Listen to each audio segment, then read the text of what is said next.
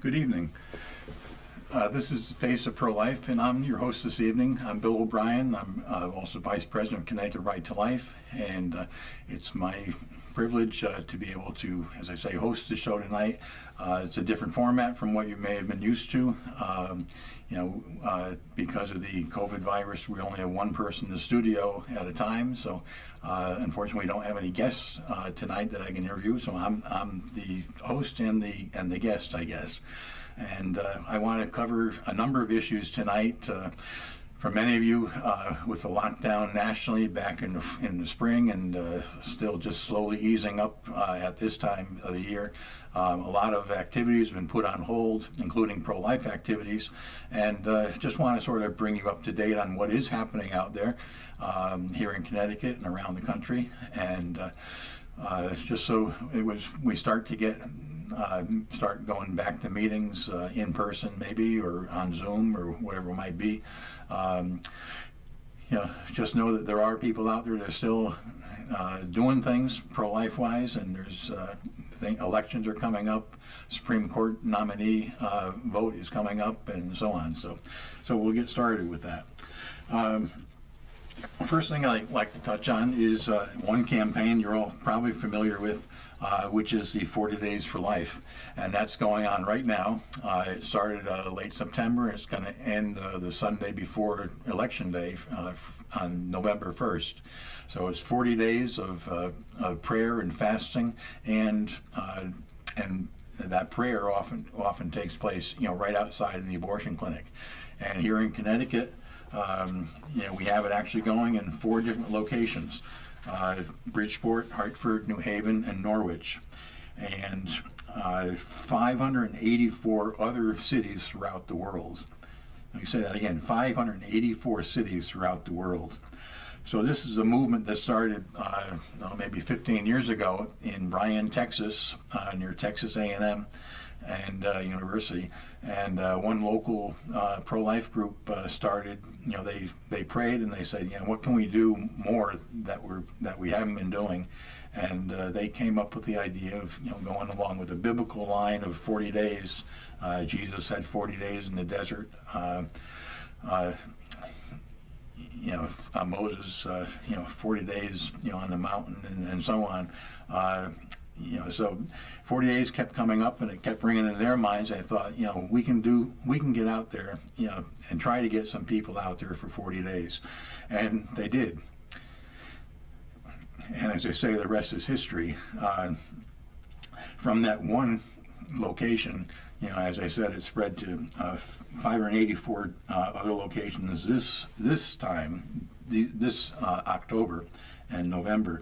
But throughout the world, the total number is 855 different cities, 855 in 61 countries. So, as I say, it's sort of exploded. And if you saw the movie Unplanned, about an abortion clinic down in Texas, that is the abortion clinic where this started.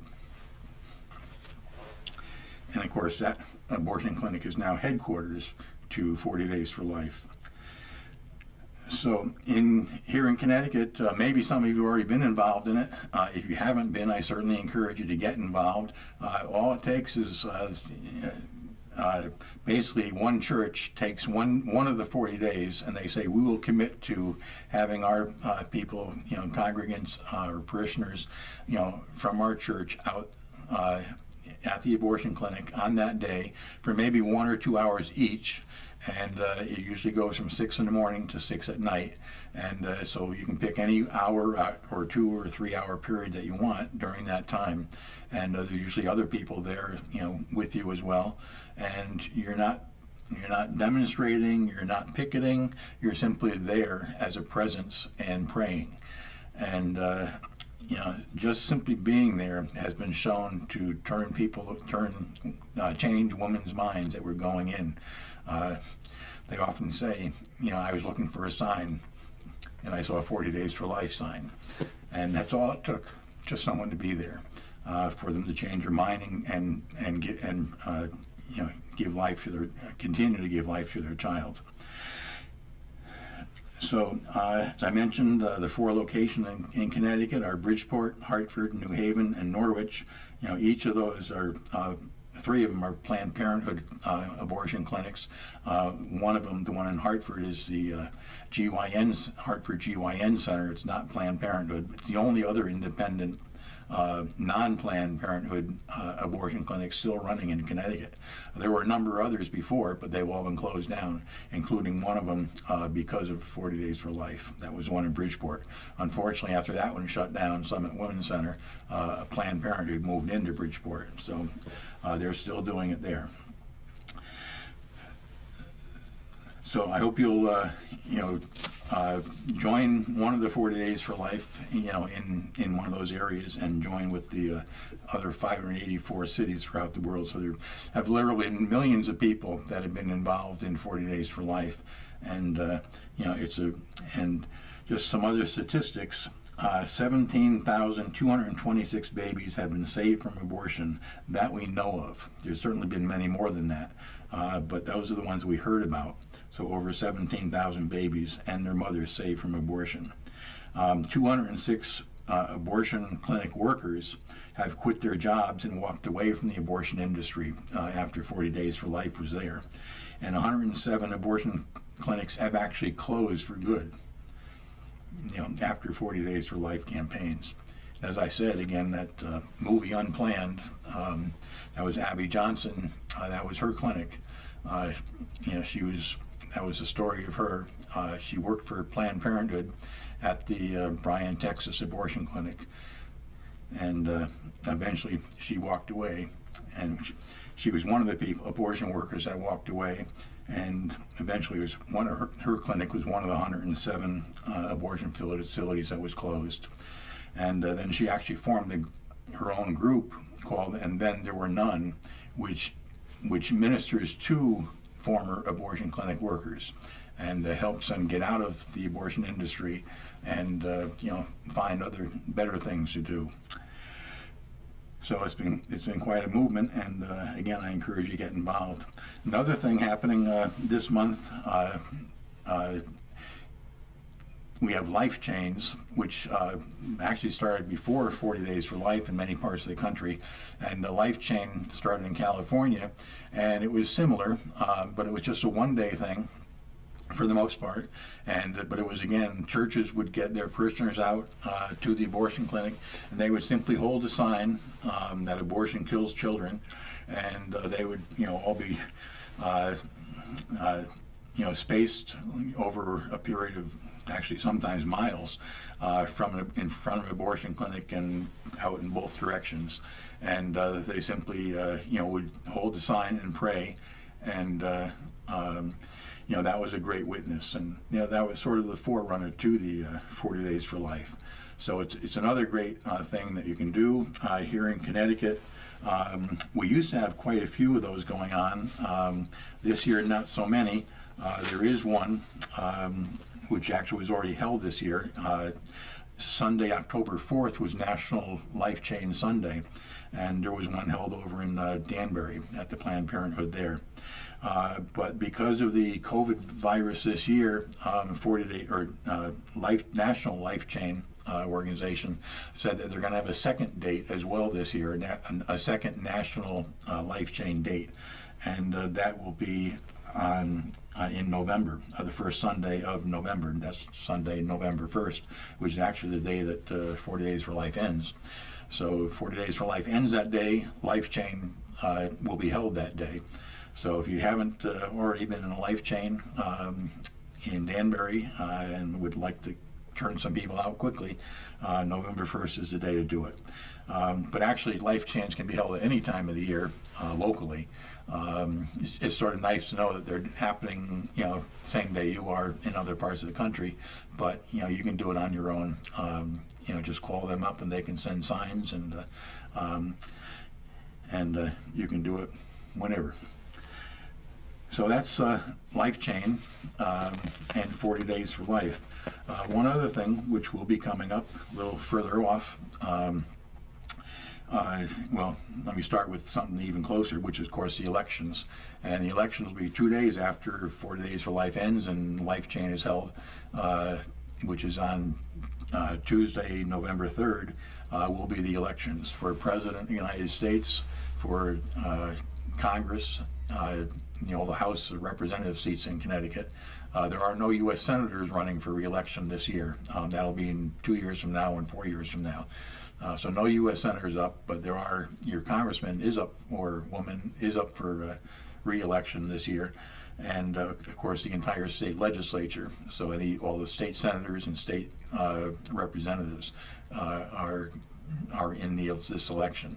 So I encourage you to call your representatives or candidates and find out where they stand, so that you'll know how to vote on election day. Of course, there has been one presidential and one vice presidential debate already. As the show is being aired, I heard that the second presidential debate is being canceled, but there may still be a third one or a second one after that. So please pay attention to that.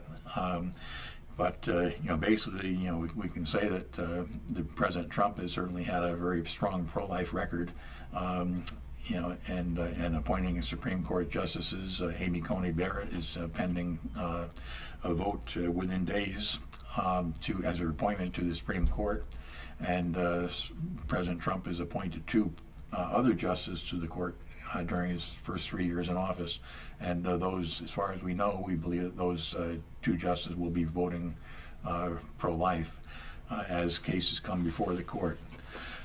So again, it's very important, and ask your congressman or ask your you can actually go to National Right to Life. They have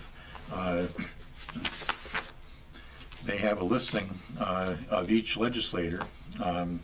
This is my own. This is Johanna Hayes over in the 5th District in the Waterbury area, and it lists all the votes that she's had. She's only been there for 2 years, but it's got 2.5 pages of votes that she's had on issues that were important to National Right to Life, and what National Right to Life's position was and the way that she voted. And if you look at her vote, she actually came up with says we agree 0% of the time.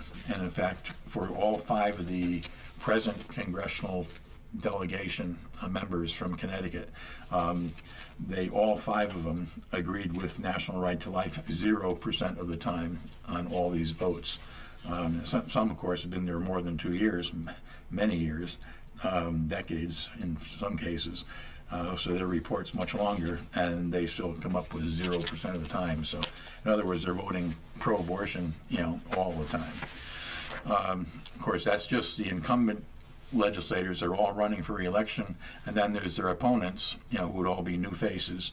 And like David Sullivan, he is running in my district, in the 5th District. I went to his website, and on there he has issues, and he has one that's called Life Issues, and it was very easy to find. And he mentions that Roe v. Wade is the law of the land right now, but nevertheless, he says, to the extent the Supreme Court permits regulation of abortion, David Sullivan believes such regulation should be adopted to regulate abortion. In particular, he would co-sponsor and vote for legislation to outlaw the morally offensive practice of partial birth abortion, to guarantee the right to life of an infant is protected by law. And he believes in a waiting period before an abortion. He supports the Hyde Amendment. He would bar the use of federal funds for abortion. So he doesn't come out right and say that he's against abortion, but he certainly is a lot better. His record looks like it would be a lot better than Johanna Hayes. Now, of course, if you're in a different district, you can go to your candidate and see what their position is, if they list anything. And if they don't list the life issues there, then you just find, either go to their website and send them an email and ask for their position, or if you can get a phone number, give them a call. Or you might see them at the grocery store or wherever and ask them where they stand. And then let other pro-lifers know about their position. So that's the elections coming up, and certainly are very important. After that, and then we have, of course, the appointment of Supreme Court Justice nominee Amy Coney Barrett. That vote will be coming up, they say, very soon, within days of this show, and then in the committee. And then about a week later, just before the election, she should be voted on by the full Senate, and hopefully confirmed, because she does seem to be strongly pro-life. In fact, she was member of faculty for life at Notre Dame when as a professor there. Then next up will be in January. We'll skip ahead to January.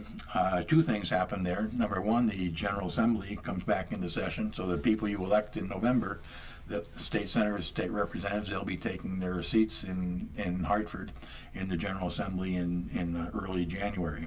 And it's what they call the long session, so that'll go from January through early June, first week of June. And, anything can happen.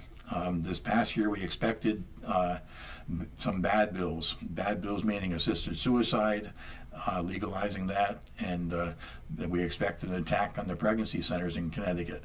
And because of the virus, the legislature went home and quarantined itself, and those bills never, they came up before the quarantine started, but they never actually came up for votes.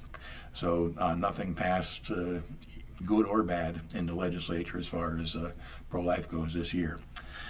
So, but this next year, I assume that they'll be coming back into session at some point, and those bills, could be on the agenda once again.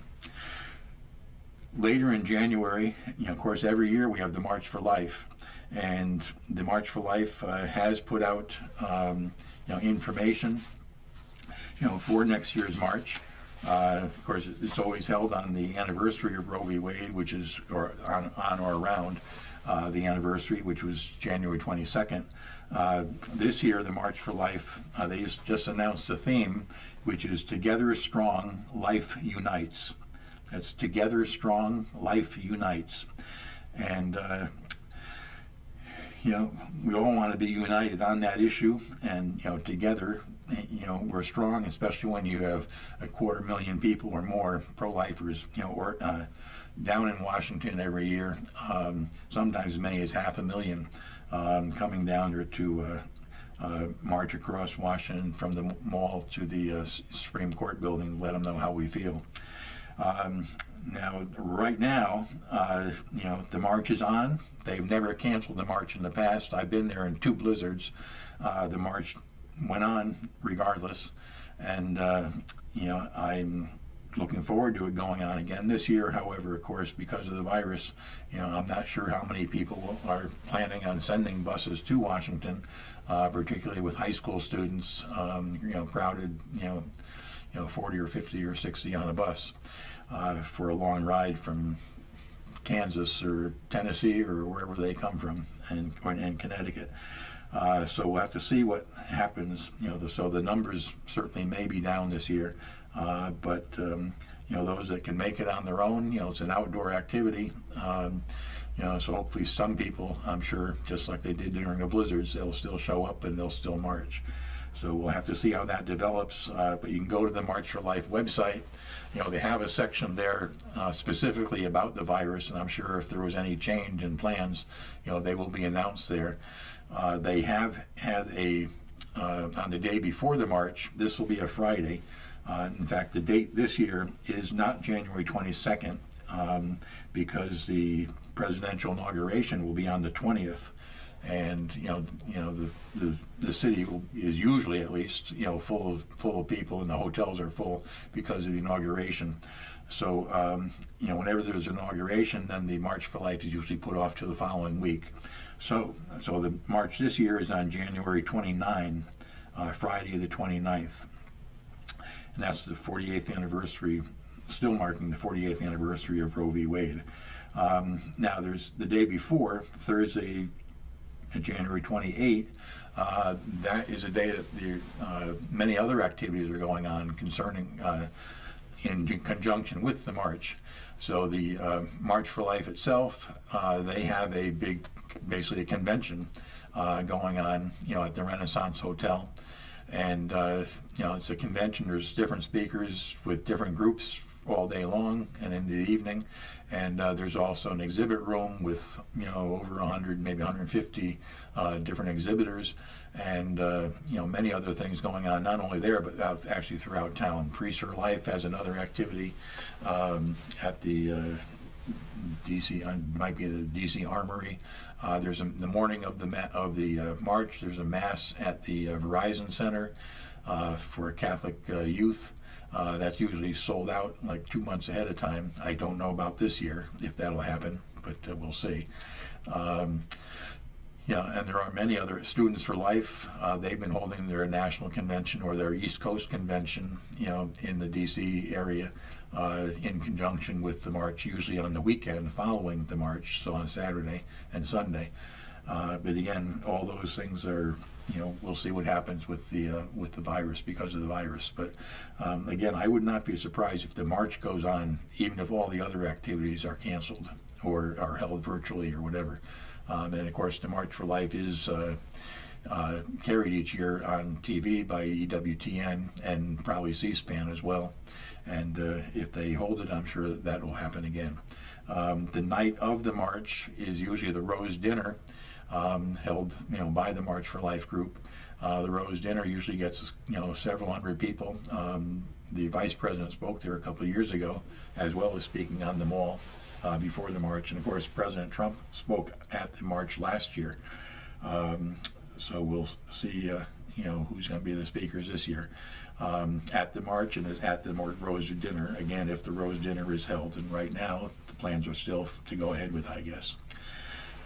So that's the update on the March for Life and other activities surrounding it. And then, well, I already mentioned the legislature. Of course, you'll have a new Congress by then. It's important, the elections this year, again, not only for president, but for a new Congress. So regardless who's elected as president, hopefully to be a pro-lifer. And President Trump has certainly shown this past 3 years that he is definitely pro-life. He's just passed one pro-life measure after another, trying to defund Planned Parenthood, extending the Mexico City policy, appointing pro-life judges, not only to 3 to the Supreme Court, but to the appeals courts throughout the country and to the federal district courts. So, he's made a big impact, and hopefully that'll continue, but we'll see what happens. But whether the president's pro-life or not, we have to be concerned about the Congress. And right now, the Republicans hold the Senate and the Democrats hold the House. And the Democrats usually vote pro-abortion, and the Republicans usually vote pro-life. So we need to hold the pro-lifers, in the Senate, and keep that in Senate hands. And it'd be great if we could take over the House and have, a pro-life House, and or at least holding one of those 3, whether it's the president or the House or the Senate. If we have at least one of those 3, we can block any kind of abortion legislation. But we can't pass it unless we control all 3 of them. So that's the goal, is to control all 3. So again, the congressional elections here in Connecticut are very important, and as is the presidential election. So that's sort of where things are right now. A few other things, though. Because of this virus, for the last 6 months now, it's really affected, as I said when I started, a lot of pro-life activity, and it's probably hurting more, especially the pro-life pregnancy centers. There are about 25 pro-life pregnancy centers throughout Connecticut, and to my knowledge, most of those are still operating throughout the virus, but a lot of their fundraising activities have been put on hold or had to be canceled or modified, and so they're probably hurting. And if there's ways that there are ways that pro-lifers can help. I know that some are, they've held instead of holding a banquet in person, they've held virtual banquets. Something on the internet. And of course, there was no actual physical dinner except what you cook for yourself at home. But they still did fundraising, online, and people could send in their funds that way. Baby bottle boomerangs were also canceled. That was a big way that pregnancy centers are supported, and and they haven't been able to do those. Of course, giving out baby bottles, regular plastic baby bottles, and then trying to collect them, that's got, I guess, a little bit of a hazard, because you don't want virus germs passed that way. So that's one thing that hasn't been done. But pregnancy centers still need support, and not only monetary support, but also they've had baby showers in the past, where they got diapers and other kind of baby needs and needs for pregnant women and such, and they haven't been able to do those during this time. So if you just keep that in mind, and there might be a way that you can help support your local pregnancy center. And of course, I mentioned that because the legislature wasn't in session, that was a good thing, I guess. We didn't have to go up and lobby in Hartford or go up and. There were a couple of public hearings held before they shut down, but again, no votes were taken on those bills, and so they're dead for now. Let me just go over those again, what they might be coming up this coming year. The assisted suicide bill could possibly come back. Of course, it depends on who gets elected. If those supporters who were really pushing for those bills don't get elected, or then those bills might not come up. So again, it's good to ask your legislator or candidates, what's their position on assisted suicide? What's their position on protecting pregnancy centers? And certainly what's their position on abortion, and when do they believe life begins? So those are key things you can ask your candidates, coming up for this election, and and then it'd be great if we got a pro-life legislature. It's tough in Connecticut, but it's possible. Connecticut at one time was one of the most pro-life legislatures in the country, so it could happen again. So that's pretty much an update on where things are right now. Certainly more things will be happening in the next few weeks, some big things with the election and Supreme Court and so on. But until then, this is the face of pro-life, and I thank you for your attention this evening. We'll see you again soon.